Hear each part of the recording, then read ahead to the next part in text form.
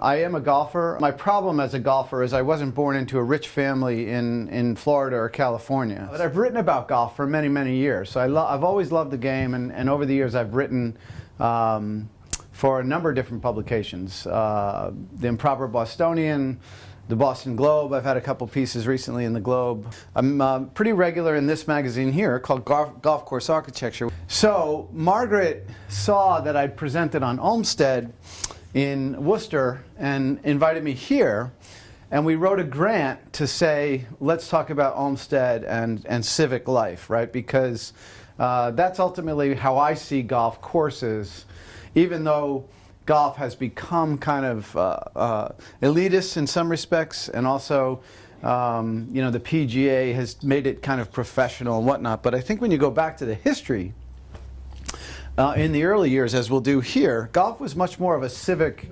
participation. Women played a lot of golf. Cohasse originally had tennis courts and swimming, right, and little boating along that pond there. And so we'll get into this, but I want to say a big thank you to Margaret, because one thing led to another, and I'm reading in my office one day, and I come across the notion that this year, 2022, is the 200th anniversary of Frederick Law Olmsted's birth. That's this year, and the 150th of Donald Ross, the legendary course designer. And he was actually quite a good golfer himself, Donald Ross. So I'm sitting there in my office, and this is how writing about golf happens. It's kind of a magic, the way the history of it comes together sometimes, the people involved and the history of the clubs and whatnot. And so I said, well, I wonder if Ross and Olmsted ever worked together, because they were both from Brookline. Donald Ross had an office in Brookline, right in Cleveland Circle, for many years, even though he summered in Rhode Island, and then eventually moved down to Pinehurst, North Carolina, where his archives are. So lo and behold, I'm like, geez, I wonder if Olmsted and Ross ever worked together. And I start researching, and sure enough, Cohasse Country Club is where their firms work together. And I'll explain that history as we go. So I also want to thank Chris Dona, who's the president of Cohasse. I think we're going to do this presentation at the club a little bit later as well, come wintertime. But Chris was very, very helpful in sharing their archives and whatnot. Again, my name is Mark Wagner. I've written pretty extensively on golf history and golf architecture, and as you know, in July of this year is the piece on Cohasse. I also teach writing at Worcester State University, and I'm just coming off a 10-year run where I developed a center for civic engagement. Now it's now a named center, an endowed center called the Benenda Center for Civic Engagement. I just stepped away from that, which I'm really happy about, and I'm doing, that was a lot of work for about 10 years, 11 years. So I'm hoping to get back to, and maybe improve my golf game at some point, but also continue to write about golf. I have another piece coming out in golf course architecture quite soon. And this is kind of interesting. I was telling Margaret about this. You know, Foxwoods. I know Marianne's a fan of Foxwoods. She goes down there. She's a high roller. Foxwoods, that has a really interesting history, where the Mashantucket Pequot tribal nation got the license to do a casino. They turned their bingo hall into a casino. Now called Foxwoods, the largest casino in the world. Then they built an award-winning museum and research center. And then in 2002, they brought in Rhys Jones, quite a well-known golf course architect who lives in Milton, to design Lake of Isles golf courses. So I have a piece coming out about that, because the tribal nation sees that not only the museum and research center, and Foxwoods is obviously a huge revenue generator, but the golf courses now are part of restoring and repairing the tribe, who suffered greatly, right, when the colonists arrived. So I do want this to be interactive. I know Bill has a relationship with the club. Marianne has a relationship to AO, as does Gary. So feel free to interrupt me at any time. I'm totally cool with having discussion. And we'll do a little show and tell too, because Margaret and I have been kind of hammering away at turning up some really interesting research on the club itself. And but I'll tell you what I found in my research. Again, when I sit in my office, I'm like, geez, did Olmsted and Ross ever work together? And it's in our backyard, right here in Cohasse, and really quite amazing. And so I worked with the Ross Archives. We work with the National Park site, which is Olmsted's office in Brookline, and turned up some really interesting stuff on that. All roads lead to golf. That's what I've been talking about. You know, basically, to a golf course architect like a golf course writer like me, or a historian like me, golf ties into everything, right? And I'm in that way I'm the king of lost causes in some respects, because golf is kind of fading from our civic life. But Mary Queen of Scots, right, was the person who really founded golf in some respects and made it the national sport in Scotland. And I'll get into women's roles, which has been diminished over time, unfortunately. But when you go back to the early days of Cohasse, women were a very big part of the club. Babe Ruth was a great golfer, as we know. After his baseball career, he was a superb golfer and would go around and bet people. And then the landing on the moon, of course, there's two Daisy golf balls up there somewhere, right? So it was only a little surprising to me to sit there in my office one day and say, oh, it's the 200th anniversary of Olmsted. He was from Brookline. And the 150th anniversary of the birth of Donald Ross. He was from Brookline. Did they ever work together? Did they ever meet? And lo and behold, right here in Southbridge, their work overlapped, which is really quite astounding.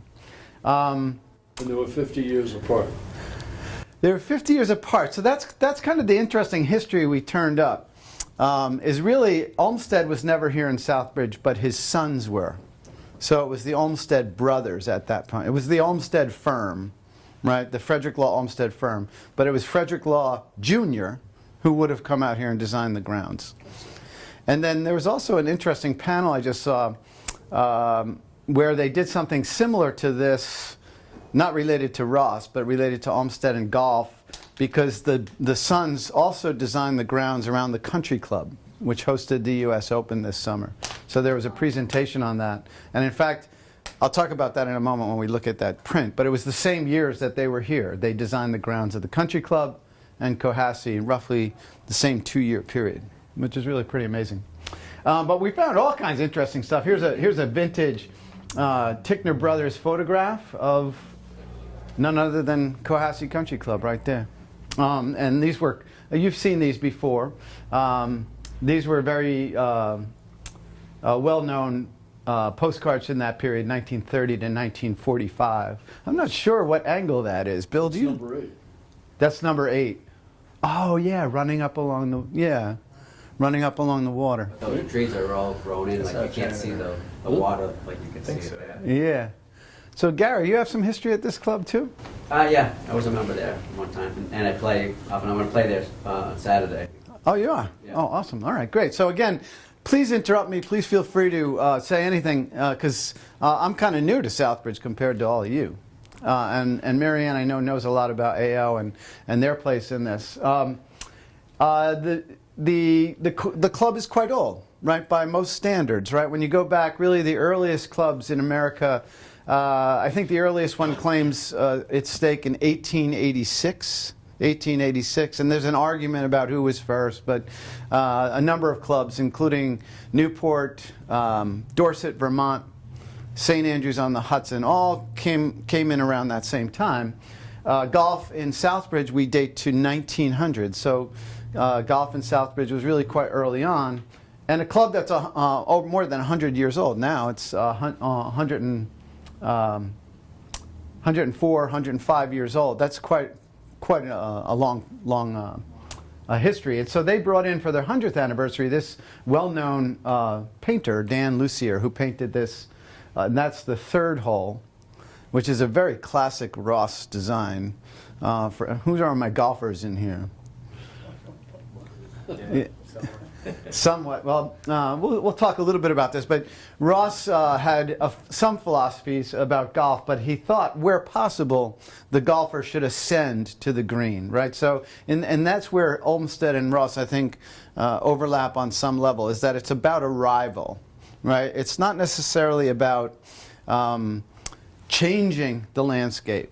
It's about arriving at a place, and I'll talk more about that. But the third is very classic Ross. You know, you have to, first of all, you have to be a pretty good golfer, as you guys know. The third is, it's a tough hole. Been in every one of those traps. Yeah, it's long, but then you know you kind of go into the valley and then ascend to the green, and that's kind of the classic Ross philosophy about this being a journey, right? That golf is a journey. Yes. What year did they build it? What year did they build it? You just did the math, and I wasn't here when you said. 1918 is when it opened. 1918. So Donald Ross would have been in Southbridge.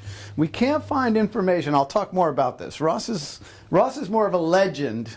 Olmsted is a genius for sure.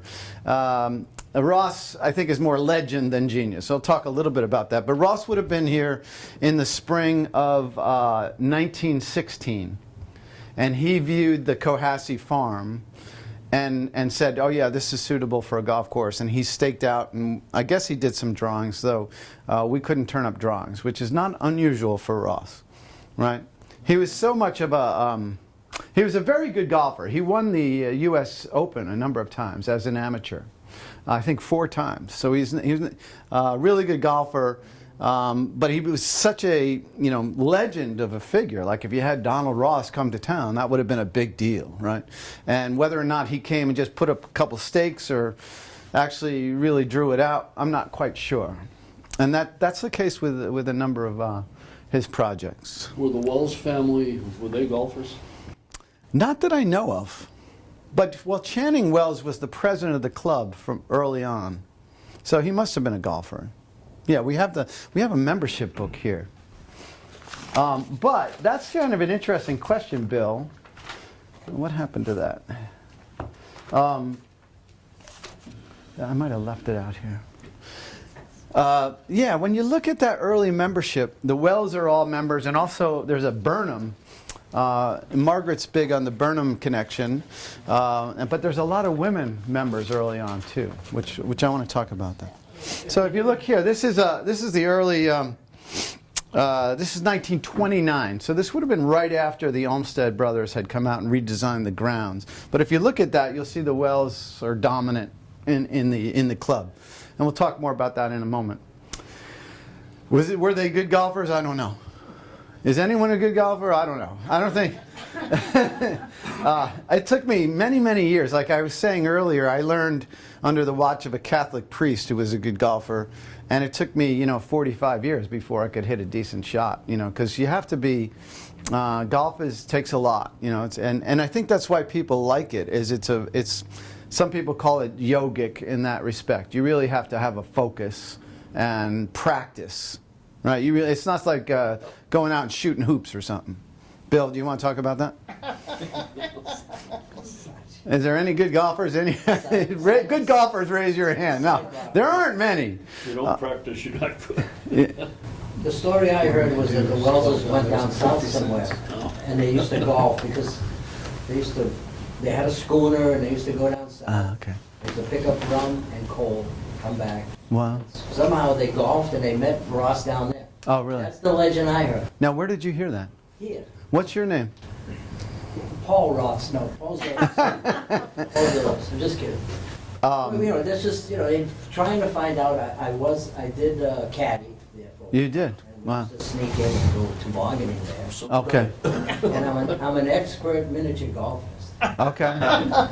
That's my last job. But where did you hear that story about the Wells I family? couldn't tell you. Yeah, just from the ether. From Yeah. members, one of the presidents told me that story. Oh, wow. Interesting. Film, and so they told me that's how. Yeah. I just always assumed that they golfed. Yeah. Now that you say they didn't, it's a little funny. Well, no, I shouldn't have said that they didn't, because it's clear that they're members. So it could be that they golfed and were good golfers. I'm not. Channing was the hippest Wells. He was really the modern Wells that did all the great stuff. Uh-huh. And he died young. Uh-huh. He's my favorite. Interesting. So they would sail down to like North Carolina or someplace. Scooter. Yeah. They would buy rum and coal. And the library owned a model of it. Now the model is at the town hall. Ah. It took a long time to find out what that was doing there. Okay. So it's sunk, and it's somewhere off the coast in the Outer Banks. Oh, really? And it's still there. Wow. And then I've heard a rumor that you can, on And low tide years, you can see the masts. But I don't know if that's true. Wow. See, this is what Margaret and I have been talking about. And this is what golf history brings you to. I mean, it's really kind of interesting how one thing leads to another. It's a rabbit hole. That would have been during Prohibition, so they were running rum. And coal. And coal. That's why it's sunk. Okay. They Wow. loaded too much. All right, we gotta run that down. That's absolutely fascinating. That's why I'm here. That's a book That's right there. Well, let's get into the Wells history a little bit. But anyway, they brought in Lucier. This is a gorgeous painting of the third hole. Classic Ross, ascend to the green. Your journey is to climb, right? To arrive at the platform. And his greens are always tricky, as we know. Donald Ross was punishing in his designs at some times. Golf is dated to 1900, very, very early on, in terms of golf history. And this is the first golf clubhouse. This is not at Cohasse. This was at Fort Sumter Street. And there were 3 holes, not any particular design.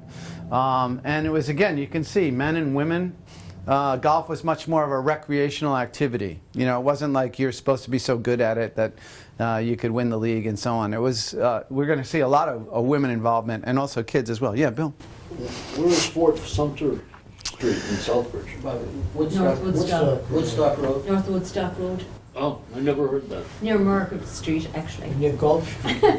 That's right. Is there a golf street? There is a Golf Street. Really? Yeah. Okay, there you go. Yeah. See, this is really fascinating to me. I mean, I love this stuff. You guys are telling me stuff. 18th hole, too.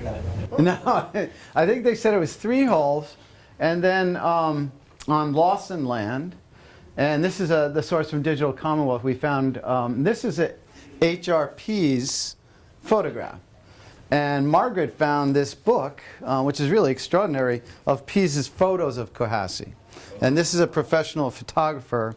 So I'm going to pass this around, but we have to be gentle with all this stuff. Please, Margaret's going to take my head off if we lose any of this stuff. But so in 1900, you have 78 members of the golf club on Fort Sumter Street, and when that was that closed down, the land was used for something else. I think building. Channing Wells called a meeting in 1916 and invited the Southbridge Golf Club. 78 members came, and there were 120 people at a meeting in May 2016 where Channing Wells announced he had brought Donald Ross out and they were going to purchase the Cohasse farm and build a golf course. And He brought everybody from that other course yes, to here? yeah. And so they imagined that the original membership of the Cohasse Golf Club would be around 150 people, absorbing the people from Southbridge Street. And this is also a Pease photograph of the original clubhouse. Now we think this would have been probably a farm structure previously, and that these folks were involved. These folks were involved at the first meeting and had built some AO housing on Maple Street. Is that right? Loring and Leland.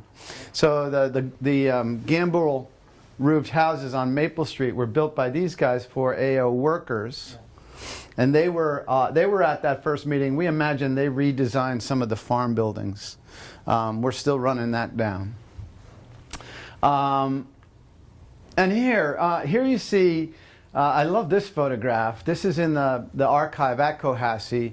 Again, when you go back, I know it's a hard sell on Margaret, but when you go back, golf was actually played by women and children. And here the women are playing a game called Around the Clock, where you didn't have to go out and try and hit it 400 yards. You could go on the green, and they would put, you'd have a stake in the middle and the holes around the outside, and you'd go around the clock and just try and putt. And so this is a photograph, unattributed, from the Cohasse archive of the women playing around the clock. And yeah, those games are lost. Like, we don't do that. And you know, you think you have to go out and hit it 400 yards and wear all kinds of nice clothes and stuff, but golf was a very different game. It's miniature golf. Yeah, it is. It's basically a type of miniature golf. And you saw, I don't have a picture of it, but right over here, I think this is where the practice green is now. But correct me if I'm wrong, Gary or anybody. But you had tennis courts over here along Eastford Road in the original club. So you had tennis, you had golf, you also had swimming and boating. And from what I understand in the history, but correct me if I'm wrong, Paul, there was a drowning and they closed the pond to swimming. Did you ever hear that story? I just heard it, but I don't know much more. Yeah. And there's some waterfalls. Yeah. I don't know if you know about the waterfalls. There's some waterfalls way up in the woods that they don't want anybody to know they're there. But they're the most beautiful waterfalls Oh, really? in Massachusetts. Yeah. Well, that out. that's what's interesting too, is maybe you all know more about this than I, but that club owns 426 acres. Yeah, wow. That's a lot. See, we could have 18 holes. Yeah, so there is a design for 18 holes. There's a design for 9 others that's hanging up. Yeah. Yeah, it's hanging up in Cohasse. It's a solar farm now. What's that? It's a solar farm now. Is it? Where they were going to put the holes? Well, part of it anyway. Part of it, yeah, interesting. But yeah, like the course itself is probably only, I don't know, 150 acres. So, you know, you got another 250 acres around there. That's good. So anyway, this is the meeting I talked about, May 18th, 1916. Channing Wells says, okay, we're going to build a golf club. And he invites the Southbridge Golf Club in. He's already brought Donald Ross out. I'd really like to find information on that visit, right? Because that would have probably been a big deal. But Margaret and I dug and we couldn't find it. But somewhere, maybe someday. The archives, the Donald Ross archives, which are in Pinehurst, don't have anything about it.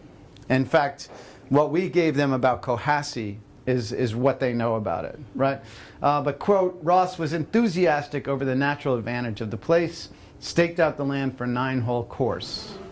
And again, Leland and Loring were present at that meeting, and I was wondering if they did the actual work, but that's another mystery that we'll have to try and solve going forward, is who actually put the holes in. There was a name that came up later who worked with Ross up until the Depression, Hatch, W. Hatch, and he was out here a few times. So could be that one of Ross's associates came out and oversaw the building.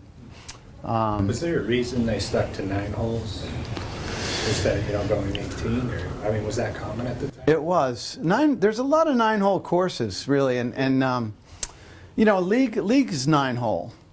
18 holes is kind of, what people think of because of the PGA and whatnot. But when you look around the country, there's a lot of 9-hole courses. Like Whitensville, which is regularly named one of the top courses in the country, is a 9. Dudley Hill is 9. And Dudley Hill was, there's a connection there. Dudley Hill was built by the Slater family. And I want to talk about that in relationship to the Wells family in a moment. You say Dudley Hill, is that Nichols? Yeah, the Nichols course. But anyway, beautiful photographs here, and here's an early picture of Bill caddying up there. No, I'm just kidding. Bill, do you want to share any caddying stories about Cohasse? Well, they had an old pro shop, and in the back of the pro shop there was a porch that was screened in, and all of the caddies used to gather out there. You were a caddy, right? You remember that? Yeah. So tell us like how much would you get? Would you get like per bag? You get it $4 or $5, I think. $4 or $5 per bag. Would you carry 2? Yeah, and tips. No, I couldn't carry 2, but some guys did. Some guys did. And were you called caddies or loopers? Yeah, caddies. Caddies. It's the only place a kid could make money in Southbridge. Yeah. The paper route or caddy. Wow. So a lot of the caddies stayed in this screened-in porch until the pro came out, and he was looking for caddies, and the caddies usually he would interrupt a card game that was going on, and, you know, the caddies would be pulled away to go out and do their thing. And you guys were dreaming of winning the Masters, from caddy to greenskeeper to champion of the Masters, Carl Sackler. Here's another picture with a caddy. I'm not sure, Gary or someone might tell me what green is that? I couldn't figure out what green that is, but notice again when you talk about the difference between today and then. You know, these guys are in ties, right? They're in starched shirts and ties. That's why it was a 9-hole. He wanted them to go back to work. Yeah, that could be. For the employees. That's true. Well, I want to talk about that because it was built by the Wells family for the employers, for the employees, as recreation, right? Can you imagine Elon Musk doing that today? I don't think so. Yeah. If you needed a doctor on Wednesday, you had to go to Cohasse and find him. Really? Wow. They took Wednesdays off Okay. at the hospital, and they were all golfing on Wednesdays. Wow. If something happened, we had to go get one Wow. and bring them up to the hospital. This is incredible. So we, I hope we're documenting this because Paul, what's your last name, Paul? Zotos. But that's an important one, the doctor. I think they all took the Wednesday off. Yeah. That's unbelievable. Yeah. Now they take Tuesday, Wednesday, and Thursday off, I think. But, Maybe 15. no, I'm kidding. The Wells family owned AO at the time, was the largest manufacturer of optics in the world. And they invited Ross to come out and build a course for their employees. Now, this was written up in relationship to Joe's question about 9 holes. A fellow by the name of Anthony Piappi wrote the finest 9s in North America and included Cohasse as number 8, the 8th finest 9-hole in the country. And I think it's, as Paul Vesci has brought the course back, I think it does stand up to that. It's a beautiful, beautiful course. When did he write that? This was 2018. He was here. He was here. Oh, no, I thought, sorry, I got that wrong. It's the 37th best 9-hole in the country. In Listed as the 2018. 8th best 9-hole.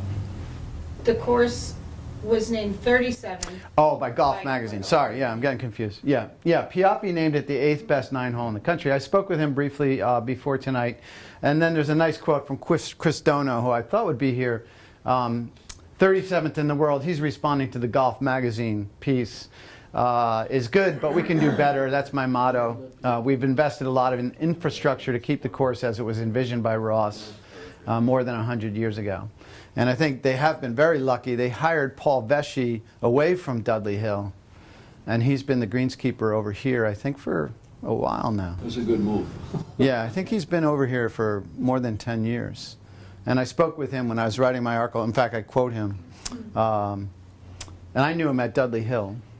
He knows his stuff. But this point here, this is kind of an interesting point that Margaret and I have been gnawing over, right? Because the club history, Paul might speak to this, or Bill, the club history says, oh, the Wells family built it for their employees, and then when it was done, they gave it to the club membership. Well, history is always a little more complicated than you would imagine. Margaret and I have turned up the paperwork that shows that the Wells family rented it to the club.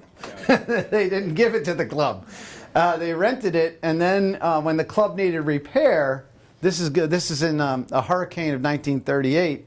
The Wells family played hardball with the club, and said, "Well, we'll fix the roof, but we're going to raise the rent, or we're going to take it back." Right? And so finally, so the history is a little more complicated than the benevolent Wells family handing over a beautiful golf course to its employees. It wasn't until 1951 that, in fact, the Wells family sold it to the club. And so we turned up the deeds on that. How much? Did we see the price? We have the price here somewhere. And we could talk more about that because I know you're all interested in the history of the area. The Wells owned a lot of property and still own a lot of property right around there. And in fact, when you see their influence, I talked to Paul Vesci, the agronomist, who's done a terrific job bringing the club back. Sitting on his tractor, Vesci points to another point of interest and that shows the influence of the Wells family, tucked behind the pines off the 6th hole.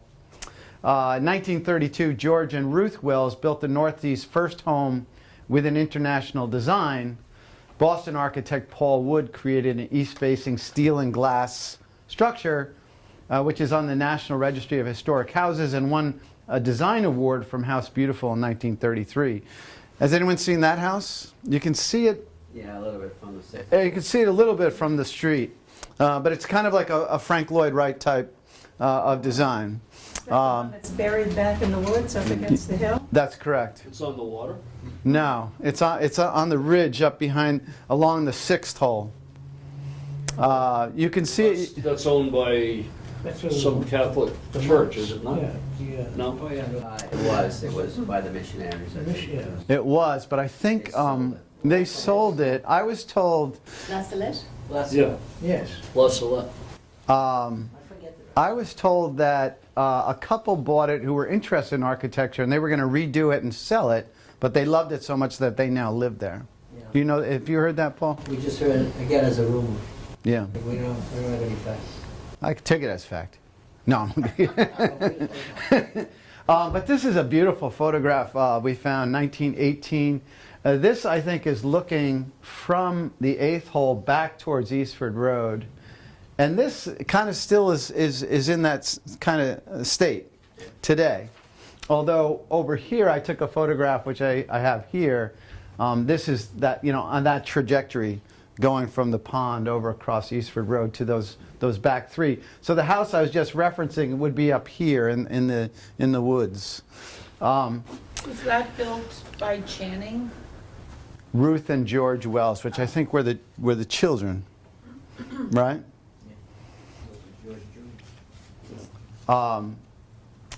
Now, Margaret sent me down a rabbit hole here, where the Wells family were large landowners, wealthy, and we uncovered a note about a gentleman named Royal Parkinson, an employee in their HR department who may have been influential in the idea of recreation being a good thing for employees. Right? We're gonna try and run this down. Could I just interrupt and give Yeah. credit to Yeah, please. Dr. Teresa Faber Thomas, who actually made that connection just with the AO, and we've subsequently developed it. But it was she came across him as he went on from Southbridge to be quite the well-known writer for human resources, as it became known, which was started out as welfare officer, and then he became, from welfare officer, he became personnel director and HR director. So you can see the passage of change in his role. But yeah. He may have been influential. We're not quite sure on that, but apparently kind of notable HR figure for AO. And also fought in World War I and World War II. And as we were digging, I found a lot of employees from AO went to World War II, yeah, in particular. But this is I say this tongue in cheek. I mean, certainly they had wealth and health. Benevolence is the legend of the Wells with the golf courses. Oh yeah, they built this for their employees and then turned it over to the club. But in fact, they were not foolish business people, right? They were taking rent from the club for many years, and we found some notes from a meeting in which they were really kind of playing hardball with folks, saying, "Well, we'll fix up the roof, but we're going to raise the rent considerably, almost double." I'm not sure of the timing, but about this time, they were also developing Sturbridge Village. Yeah, they have a lot of holdings in Sturbridge as well. Yeah, Wells Fargo. And then Wells State Park. Wells Park, that's right. Donated the land for that. That's right. If you look at the members book that's going around, a lot of people from Sturbridge, and a lot of women members, and people from all over. People from Buffalo, people from Providence belong to that first members. So Donald Ross, here he is again. He was an excellent golfer himself. He won the U.S. Open as an amateur, I think 4 times early on, I like to say more legend than genius, right? For a couple different reasons. But Ross, he liked to lead the land as it was, and then again, like Olmsted, would design around the natural flow of the land, right? Because Ross was designing what we call pre-bulldozer, right? Golf course designers will say pre-World War, right? So you couldn't go in. In fact, a lot of the hazards and penalties that Ross would design was to hide the rocks, right? You couldn't just go in with an excavator and start pulling up rocks and shipping them out and selling them and whatnot. So he would have lateral hazards. There's some here at Cohasse where they would just hide the rocks, cover the rocks with soil and let hazards grow in, because he didn't have machines, right? And so he's very well known for his greens, which are notoriously difficult. They're uneven greens. They're tiered greens, which Cohasse has lots of, right? And if you don't get on that right tier, it's 4 shots to get in, right? He also believed, as I said earlier, green should be above the fairway, and that gave the golf a sense of a journey, right? And as a golfer myself, I know there's golfers in the room. That's what I love about golf. You know, it's, you go out and you walk, and it's a journey. You know, Bernard Shaw famously said it's a walk in the woods ruined, as some of us might feel. But I love that aspect of it. You know, you arrive to a place, you arrive to your ball, and a great designer will have you'll feel part of the land, you'll feel part of the place. And I think that's what Ross does at his best. He played a major role in the formation of the Association of Golf Course Architects, of which this publication is associated. And again, by the end of his career, was down in Pinehurst pretty much full-time. And he was working with the first president of the Association of Golf Course Architects. So he's kind of in that era before golf course architecture was seen as a real art form, as it is now. Like, I recently interviewed for the Lake of Isle piece Rhys Jones, who's the son of Robert Trent Jones. So Robert Trent Jones would have been a peer of Ross. And those guys were doing it because they were golfers and they knew, they knew something about the land and whatnot. Now, someone like Rhys Jones, Harvard, Yale, Berkeley, schools of design, right? Harvard School of Design, a lot of golf courses go through there. And that's where the connection to Olmsted comes in, because they all study, all the golf course architects study Olmsted now, and the principles of design. Where Ross and Robert Trent Jones, Tillinghast, Alistair Mackenzie, these are guys who were Scottish, knew the game, and came over and made careers as golf course architects. Now, Rhys Jones, I interviewed him, he raised his family in Milton. His office is in Montclair, New Jersey, and when I called him by the phone, I shouldn't really say this, but he was out east at his home in Long Island, in Shinnecock Hills somewhere. So he's got millions in the bank, right? I mean, and his brother is also a very well-known architect as well. But they've got offices in L.A., they got offices in Montclair, so it's big time now, and they design all over the world. They go to Thailand, to Japan, to Korea. But I should say, Rhys Jones was very, very generous with this time when I spoke with him, and that piece I'll share through Margaret with all of you, talking about the Native American connection to courses, and how there's 55 Native American-owned courses, and that's helping in terms of reparations for the early massacres, right? Can I ask you a question? Yes, please. Did Donald Ross draw plans at all, or was he more the field general type out there directing things as he went? Yeah, no, it's a really good question. That's why I like to say he's more legend than genius, because he didn't leave a lot behind. And in fact, he was known for not returning phone calls or mail. Yeah. But he was always on the go. And he was, he's kind of like a well-known guy. If you could bring in Donald Ross like Southbridge did, I'm sure he charged a hefty fee and got his time and materials covered. There's not a lot of drawings, though. He would go and stake out a place. And a lot of places claim to be a Ross, like Franklin Park in Boston. They say it's Donald Ross redesign. There's kind of I got to watch what I say, but basically wherever he laid his hat, people say it was a Donald Ross. Now clearly he was here. He was hired by the Wells family. He staked something out over on Eastford Road. Who built it? Maybe his associate Hatch. There are no drawings of Cohasse, But it does have, I mean, it seriously has the feel of a Ross if you know Ross courses. Like George Wright in Hyde Park. Just gorgeous, gorgeous lay of the land type of course. You know, where they didn't try and move big trees or rocks, right? Because they couldn't. They didn't have bulldozers, right? So they would design around the natural features of the land and focus on the greens. And the bunkers, as I said, would often be places where they were just kind of burying rocks and the stuff that they had to move. So did Ross do everything in his design? It was all independent of Olmsted? Yes. As far as I can tell, they never met. And so I'm going to talk about Olmsted to conclude. Ross, yeah, he's kind of a... And in fact, I wrote a piece on when the Depression hit. He had designed George Wright. Anyone play George Wright in Hyde Park ever? Did you? It's well worth the trip. It's absolutely gorgeous, and they've brought it back beautifully. A gentleman, a Douglas architect by the name of Mark Mungium, has worked on that for the last 20 years. Just beautiful stuff. But he designed that right before the Depression hit. And the Depression hit, so of course no one was golfing, and they weren't building golf courses.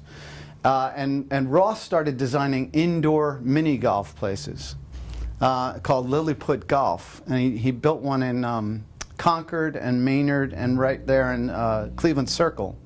So, I mean, you know, I don't want to stereotype him in any way, but, you know, he needed money coming in. He liked the money coming in, right? So the Depression hits and he invents a new type of golf, right, which is basically indoor mini golf.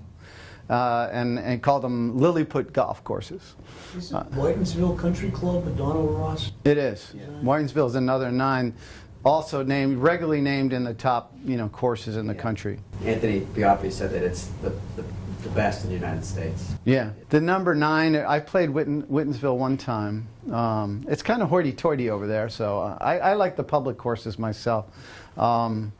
I played it one time at an invitation, and the number 9 course at Whitensville is regularly named one of the top holes in the country by everybody. Golf Magazine, Golf Digest.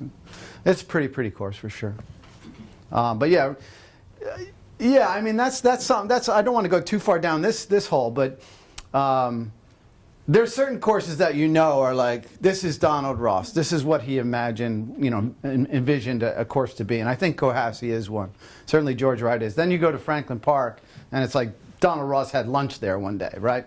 And they say, oh, he redesigned it. And, you know, I think there's a bunch of those stories, actually, right? And he was notorious for being kind of unresponsive, right? Just always on the go. But obviously did, you know, Pinehurst number 2, I think, is considered really a masterpiece of golf. I've never been down to Pinehurst. I'd like to go someday, but he designed 2, I think, in number 9 at Pinehurst. Those are considered masterworks of golf course architecture. Yeah. So I don't want to take anything away from him, but I think there's a certain kind of legendary status, you know, where everywhere he went and had lunch and said, do this, they say, oh, this is a Donald Ross. This is Olmsted's Sons, and this is the design for the grounds at Cohasse. So Cohasse opens in 1918, and it's done very well, and the Wells family are obviously getting a lot out of it. And they, in I think 1926, if I'm correct, they bring in the Olmsted firm. Now Olmsted's passed by 26 years at this point. Olmsted, I think, dies around 1904. This is the father. This is Frederick Law Olmsted Jr. And this is his brother. I'm suddenly forgetting his name. But when they brought in the Olmsted firm, right, to redesign the grounds, this is the Olmsted's drawing of the grounds in Cohasse. It was not Senior. It was the sons who were carrying forward the father's work. And they did this also in the same year, as I mentioned this earlier, at the Country Club in Brookline. They also redesigned the grounds and plantings of the Country Club, and there was a recent article about that in relationship to the U.S. Open, which happened recently. Yeah, question, Bill, comment, anybody? But anyway, I mean, when Margaret and I have been talking, we've been working on this over the years. I mean, this is a real gem for Southbridge, you know, and Southbridge gets a little down in the mouth at times. But you know, if people come into Southbridge and know this history, that these genius figures or legendary figures designed this beautiful, beautiful course, that would be a real selling point for the town. And maybe it would be a real selling point for the club if the club looked outward a bit more in its nature. That's what it needs. It needs to do a turn, the whole town got to get involved in a tournament. And we all got to go, Yeah. Even if we don't golf, it's so nice just to be there. We all have our class reunions there. Oh, wow. The best place to do that. Yeah. So I don't know. Maybe because it's private, there's been this little gap. Yeah. But that's what we need. That's a whole other discussion. I think when you go back and you have both tennis and boating and swimming and golf all together, and Rhys Jones made this point to me recently about Lake of Isle and some of the public courses he's designed. They're gathering places, whether it's to play cards or just have dinner or whatnot. They're social, cultural centers where I think golf has kind of boxed itself in. You don't have to tell Margaret this. Golf has boxed itself in as kind of elitist and private, and you need money to play and all that stuff. But in fact, you go back, it was a form of recreation that would be social. You didn't have to hit it 200 yards. You could go, play around the clock or mini golf. You could play tennis. And they were gathering places. And, again, I said earlier, I'm the king of lost causes. I think golf could do that again. But, I don't think it's happening anytime soon. But I'm all for the private courses to evaluate, like, who has access to it? Do young kids have access to it? Do women have access to I it? think we got a league. I think we have a golf league at the high school. We used to. Yeah. I think that everyone needs to evaluate that, and you have not only this history, which could be a great teaching point for not only the members but young people, for Southbridge pride, civic pride, and so on, and the idea of the wealthy really kicking back some of their wealth and truck, to create something like that, to create a masterpiece. Where is all that? Why aren't we discussing this stuff, right? The wealthy seem to be just taking their money. They don't even pay taxes anymore, let alone build golf courses. I don't know. So Yeah.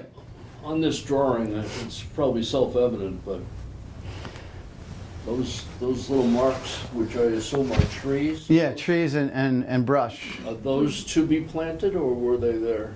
This would be to be planted, right? So I think it's 1926. They bring in the Olmsted firm, and they come in and design gardens and space around the holes. And these would be plantings and parkland. Can you orient us on the plan here? Yeah, so that's a good question. Not quickly. So I think it's, on the bottom, it's 1, 2, 3. Right? Sort of in the middle. Yeah, so this is 5, 6, 7, right? So that'd be 8 and 9. The clubhouse would be here, right? And Yeah. See, I live off two. No. the clubhouse would be here. Yeah. This is 4, the beautiful fourth hole over that water there. Yeah, and just below is the 1, 2, 3. Yeah, so 1, 2, 3 over Do we know here. which road is which, for those of us unfamiliar with the holes? This would be Eastford Road here, right? No. I think off to the side there by the north arrow. Oh, no, yeah, that's right. Yeah, so this is the entryway. Yeah. And then the road going up by that Oh, okay. north-south insignious Jacobs. Yeah, so this, the house I mentioned earlier, the award-winning house, is up on the ridge up Yeah. here. Yeah. Yeah, that's Durfee Street. Yeah. Durfee Street, yeah. And this entranceway, I had, I'm just going to jump around in the little time I have left, but Ross and, I think where Ross and Olmsted overlap is this sense of arrival, right? This sense of you're arriving at a place that has a special spirit of some kind. And this is the entrance. This is a recent photograph, the entrance from Eastford Road looking in. I just find that gorgeous. And again, the sense of arriving at a place that has some sort of special spirit to it. That's where Olmsted and Ross, I think, come together, right? Whether it's a golf hole or a park, right? A public space.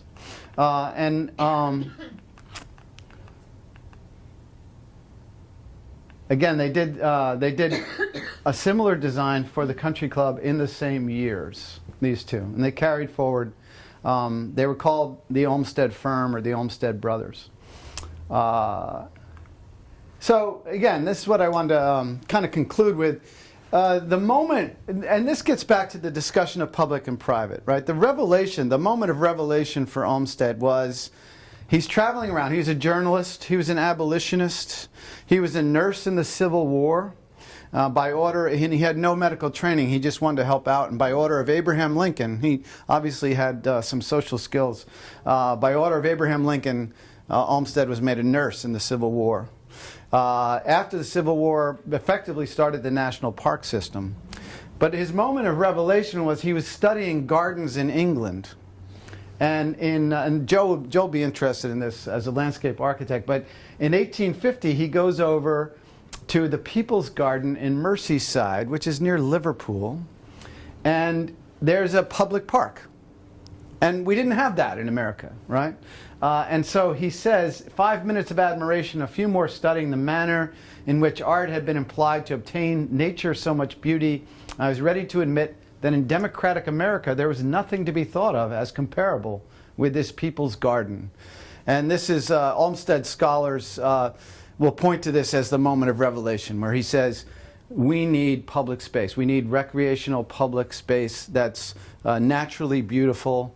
We have access to fresh air. We have access to movement and so on. And so he comes back and begins the field, effectively the field of landscape architecture.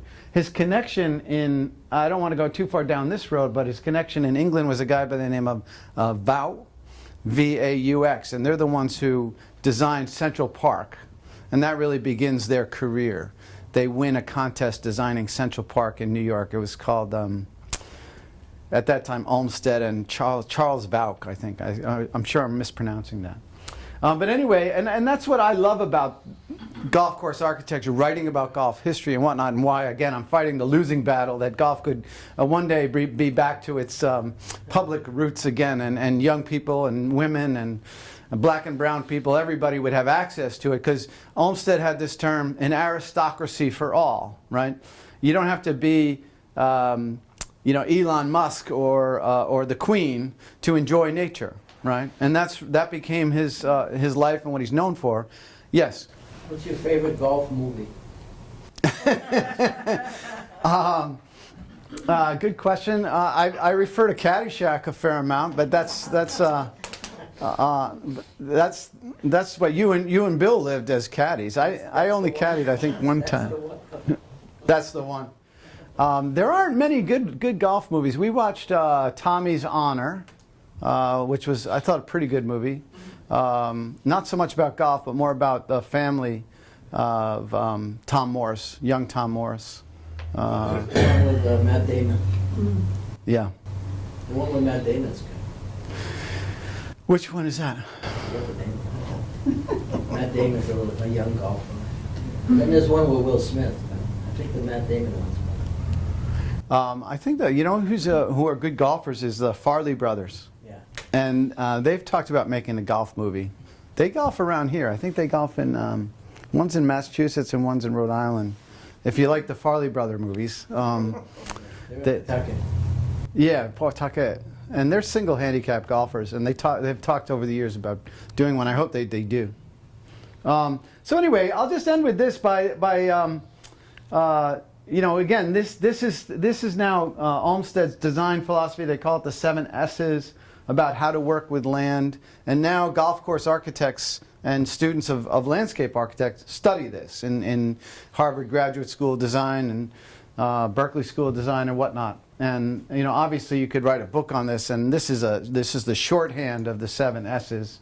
But this is the one I focus on, because I was reading these and I'm like, what does that mean? What is subordination? What does he mean by that?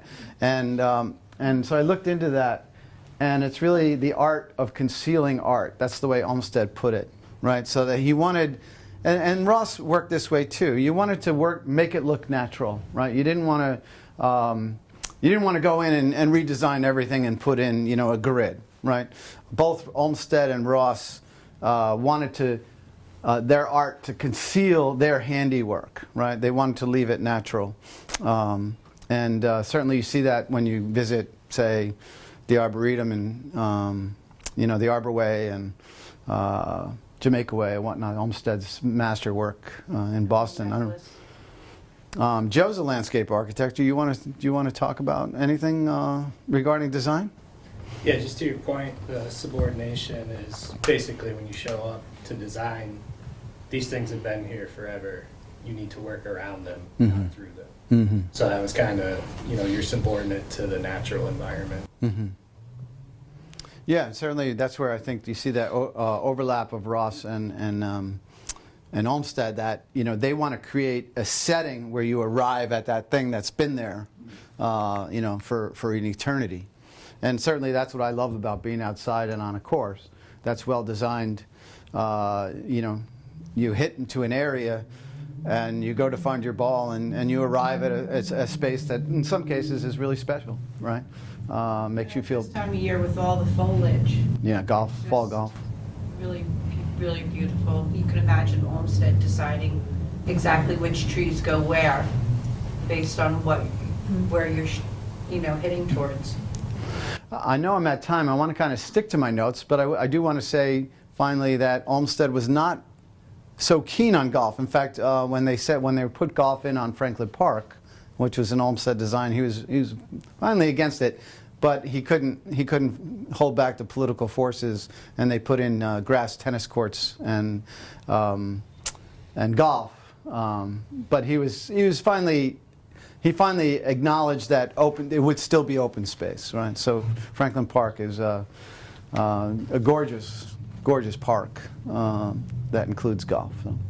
Other comments or questions? This was really great. We've got Margaret and I have been running down history, but now we have these historians in the room. I'm going to have to take some names and numbers because these stories are things that should be told. Yeah, Gabriel?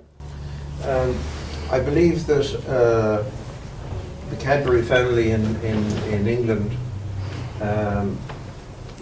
had William Morris design some buildings for their outdoor spaces because they believed in having the workers in their factory having, you know, recreational that. And I think also Rene in Macintosh in Scotland was involved as well. Mm-hmm. The Cadbury family also. This has nothing to do with golf. I know nothing about golf, nor never will play. No, but I mean that's where, you know, I think where Olmsted and Ross and Cohasse come together is that this was the original idea. The Wells family built this for their employees, right, so that you could have recreation. No, but the Cadbury people wanted they believed that good diet and exercise and whatever else provided a better worker. It was they were also Quakers, so. Good one. Yeah, they wanted to up productivity, right? Ultimately, yeah. When the notes we've been turning up, I mean, the Wells were business people. They were in this for money, and they owned a whole ton of land, and were taking a lot of rent from their workers as well. But I'm sure, you know, in my view, going out and playing golf for a couple hours is, you know, time well spent. But I'm unique in that, I know. Other comments or questions? I do want to take some names, Paul and Bill, because I think that these stories need to be told. The schooner story, I mean, we're going to need to run that down. If the Wells were also not only charging their workers rent, but running rum, I think we better tell this story. But here's just to conclude. Margaret, thank you to the library for having me. I think the story needs to be told, and told loud and proud, and maybe encourage as Paul was saying, get the club to turn outward a little bit, right? Because young people need access to the space, and maybe someone will be crazy like me and actually like the game. This is the beautiful fourth hole right outside the clubhouse. Just a stunning landscape, no matter how you look at it, even if you think it's absurd to try and hit a little ball across the water. But I really have enjoyed this discussion, and again, I want to take some contact because... I know that the town attorney, Bob Caprero, won a trophy. There's a trophy in our Hall of Fame when he was in high school. So there used to be a league. Mm-hmm. There used to be a high school league. Mhm. And Bob has a trophy Mm-hmm. in the at the high school. Well, I know the Cohasse. He might know some history. Yeah. Well, it sounds like you do as well. Well, I know hearsay, but Bob might know what happened up there because he used to play. Him and his dad used to play up there, so maybe he knows. Mm-hmm. Being a pro, he might know. Mm-hmm. Other comments or questions? Marianne, anything? You worked for AO for 38 years? Yeah, nope. She never played golf. No, but I do, so my very first job was in New Britain, Connecticut, and I worked at a golf course. And I was in high school, and the golfers would come in the morning at like probably 6 in the morning, and they had already finished 9 holes. Yeah. And I would be so mad that I had to get up so early for them that when they ordered like eggs over easy, I'd smash them in. Oh! And be like, you're stupid. So. There's a term for those types of golfers. They're called dew sweepers. The dew sweepers go out early. Yeah. Yeah, Joe? Do you know if there's any effort to protect this? Not historical register or anything, but is there an equivalent to that? That's a good question. I imagine it is probably registered somewhere. I'll look into that. But yeah, I mean, Cohasse's recognized as a Ross masterpiece, and I played it once this summer, and surely it is. it's definitely him and his design principles at work. Where again, there's some courses where he went and had lunch one day, and But Cohasse is just, and Paul Vesci, as Bill was saying, has really brought it back, and I think that's also brought back members. Oh, absolutely. I mean, the membership's gone up and up and up the past few years. Yeah. They've done a better job marketing to more middle class people, I'd say. Yeah. They've dropped the fees a little bit, which is always nice. Yeah. Recently, probably 4 or 5 years ago, they removed a lot of trees. Mm-hmm. It was necessary. They had problems, but Mm-hmm. I don't know if there's any effort to recreate the original. Well, oftentimes in restoration, the trees have grown in since Ross was there. So I know that they did this at Worcester Country Club, which is also a Ross, that to restore it to Ross's design, you do have to remove trees. Yeah. And I know people complain about that because everyone loves trees, but to go back to what Ross envisioned for Cohasse, they had to take trees out. Because I wonder if they plan to put them back, in a similar fashion, just kind of keep to that original design. Well, as I said, I believe I'm going to do this presentation at Cohasse again. So I'll take some contacts. I really do want to write up Bill and Paul's stories about the club, because that's real oral history right there. When you're talking about contact with the courses and the pros, that's what's called oral history. We could dig forever in the archives and not come up with a story like rum running or talking to the pro while you guys were gambling. Is that what you were saying? And they were letting young people gamble. And no, I'm joking, but I think that Paul Vesci was really key in bringing Cohasse back to Ross's original design. And What he did also is that there's a number of holes that have been lengthened mm-hmm. because of the advances in golf technology. Mm-hmm. So it's the same basic course, but just a little longer in some cases. Yeah, they've had to do that. The PGA is starting to talk about putting a crimp on technology because it's out of hand. Guys can now drive it 400 yards. Yeah, this has been delightful. I really do want to take some contacts, and maybe we can all gather at Cohasse again and have this discussion about how does Southbridge, which I'll just speak off the cuff for a second. Southbridge can get a little down in the mouth about itself, but you look at something like this, and this is a gem. Why aren't Southbridge, having meetings out there and bringing kids out there? Maybe put tennis back in. you know, make it more accessible for people. That's what I'm all about. My writing, my approach to golf. Bill? Well, one of the, I'm no longer a member there, but one of the issues is, if you go by Cohasse at any one time during the week, you hardly see anybody there. Mm-hmm. I mean, there's leagues at night, Mm-hmm. and so there's a lot of unused time, and it's kind of almost elitist the way it's set up now. Mm-hmm. And so it's kind of contrary to what you're saying about Mm-hmm. making it for the workers back Mm. then. Mm. It doesn't work that way today. Mm. Yeah, I mean, this is something, I don't have a solution to this other than to kind of rail against it, you know, as I do in my writing as best I can, to say this is the wrong direction for golf. I mean, and I'm not putting that on any individual person. They've done it to survive on some level, right? It's worked. It's worked to some extent, although a few years ago they were pretty desperate, right?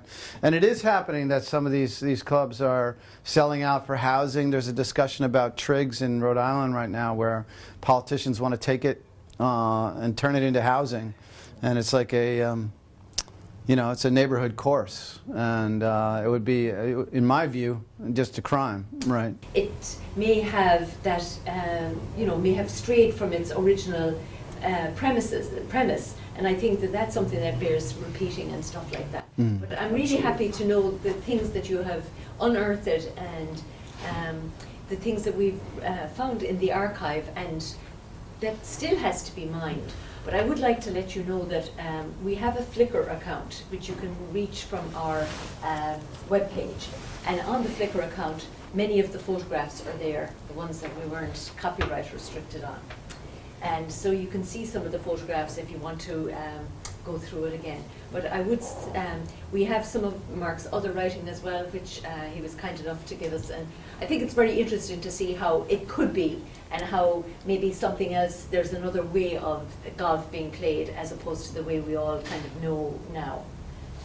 So yeah, I mean, my attitude would be, when I went to Cohasse and said, hey, you know, this is really interesting history, they were, you know, more than happy to discuss, and I think they're more than happy to have this conversation, right? I don't think there's anyone over there saying, oh, don't let the plebes in. You know, I think they'd welcome, you know, the opportunity to have a community day out there, or you know, because it is underused for sure, you know, and there's some tension there, because to keep it in such a beautiful shape, you can't have thousands of people tramping around it, right? But if you had a community day next July, you know, to celebrate Cohasse's history and whatnot, I think they'd be welcome to that discussion, you know, and we can have it, yeah. well, I think this is a really great way of pursuing that, and anybody who would like to look at the archive is more than welcome to follow up at a later point. And as we find more information, I'm sure Mark would be willing to come back again, and certainly, you know, to join him at the Cohasse talk when he gives it at the clubhouse, because obviously that's the place to have it, right, you know, in the firing line, or so to speak. And I'm just very appreciative of the work that you've done to write Southbridge back, and especially one of its real gems. Yeah. And thank you everyone for coming this evening. The library has many programs, all different kind of topics, and we have many more good things to come. Thank you very much, Mark. Thank you. And I'd love to sit down with you and really record some of the history, the oral history.